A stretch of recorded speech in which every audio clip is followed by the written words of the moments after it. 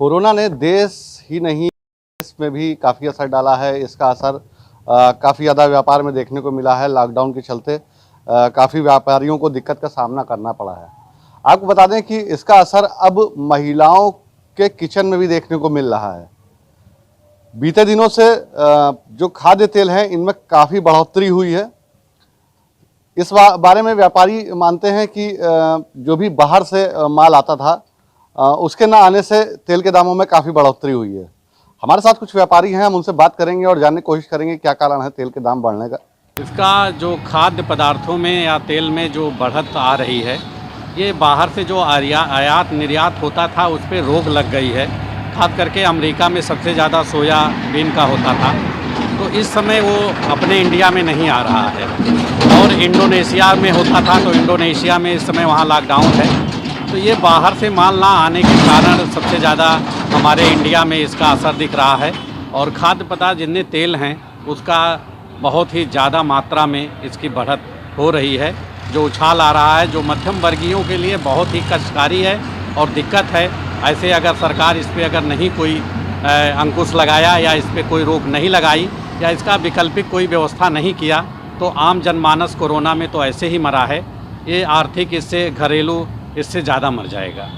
इसमें इस समय तो गवर्नमेंट को ये ज़रूर चाहिए कि इस समय कोरोना काल में लोगों की आमदनी ऐसे ही कम हो गई है, घर में पड़े हैं, तो काम खास करके ये जो तेलों पे टैक्स है इस समय इसको गवर्नमेंट को चाहिए कि इसमें कुछ छूट करें कि जिससे राहत मिले और आम आदमी को इसका फ़ायदा मिले। देखा गया क्या कारण रहा है इसका? ये कारण इसका यही है कि जो है माल ना आने के कारण, जो है बाहर से माल ना आने के कारण और जमाखोरों के पास में माल भरा हुआ है, जिसके कारण वो जो है रखे हुए हैं और लोगों के पास नहीं पहुंच पा रहा है। इसकी वजह से जो है तेल में जो है भारी मात्रा में जो है वो बढ़ोतरी पैदा हो गई है। अच्छा, जो देखा जाए तो पहले की अपेक्षा इस बार जी कितना अंतर आया है तेल के दामों में?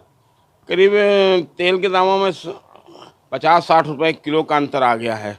पहले 130 रुपए तक, 20 रुपए तक बिकता था। आज जो है तेल का भाव 70-80 और 90 तक बिक रहा है। व्यापारियों को मिलने में दिक्कत ये आ रही है कि जब माल बाहर से आ नहीं पा रहा है, लॉकडाउन लगा हुआ है, गाड़ियां आ नहीं रही हैं, इसकी वजह से जो है ज़्यादा प्रॉब्लम है। टैक्स की बात की जाए तो सरकार से क्या उम्मीद करते हैं कि क्या टैक्स छूट देनी चाहिए?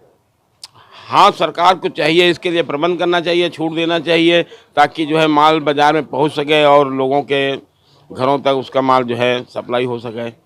सबसे ज़्यादा तो हमारी लेडीज़ की किचन में इसका इफ़ेक्ट पड़ा है, क्योंकि सरसों के दाम बढ़ रहे हैं तो फिर तेल के दाम भी बढ़ेंगे, सिंपल सी बात है। और आज तेल के दाम बढ़े, कल किसी और चीज़ के दाम बढ़ेंगे, इससे पहले भी दाम बढ़े। तो किचन में सबसे ज़्यादा ज़रूरी चीज़ें तो यही होती हैं कि भाई सरसों का तेल है, नमक है, सोयाबीन है, दालें हैं, आटा है, चावल है। अगर यही महंगा हो जाएगा तो फिर कैसे आगे चलेगा। इस समय लॉकडाउन में काफ़ी लोगों की नौकरियां चली भी गई हैं, किसी को कम सैलरी मिल रही है, तो वो इस कम पैसे में कैसे काम चलाएगा अगर धीरे धीरे हर चीज़ के दाम बढ़ते रहे। भाई एक चीज़ें के दाम बढ़ रहे हैं तो आगे और लोग और चीज़ों के दाम भी बढ़ाएंगे, तो सबसे ज़्यादा असर तो हमारी किचन व्यवस्था पे पड़ा है। क्योंकि देखा जाए तो पूरे उत्तर भारत में हमारी रसोई में जो है सरसों के तेल का इस्तेमाल जो है सामान्य बात है। तो डॉक्टर जब जैसे हम बीमार पड़ते हैं मान लीजिए, तो सबसे पहले डॉक्टर कहता है आप डालडा बंद कर दीजिए, रिफाइंड बंद कर दीजिए, ये सब बंद कर दीजिए। लेकिन सरसों के तेल को वो नहीं कहता, मतलब आप वो कहता है कि अगर आप ज़्यादा ले रहे हैं तो उसको कम क्वांटिटी में यूज़ करिए। तो सरसों के तेल तो सदा से ही सबका पूरे भारत में प्रिय रहा है।